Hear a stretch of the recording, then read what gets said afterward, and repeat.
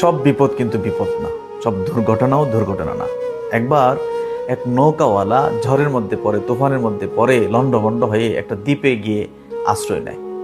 তো কোনো মানুষজন ছিল না সেখানে, আশেপাশে বাড়িঘর ছিল না।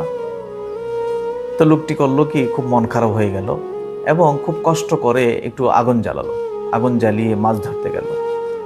মাছ ধরতে ফিরে এসে দেখে যে ওই আগুনের মাধ্যমে তার নৌকাটা জ্বলে গেছে, পুড়ে গেছে, একেবারে ছাই হয়ে গেছে। বেচারা আরো মন খারাপ হয়ে একেবারে কান্না শুরু করলো। কাঁদতে কাঁদতে একটা পর্যায়ে বেহুশ হয়ে গেল। বেহুশ হয়ে অনেকক্ষণ পর যখন হুঁশ ফিরলো, হুঁশ ফিরে দেখে বিশাল এক জাহাজ তাকে নিতে আসছে।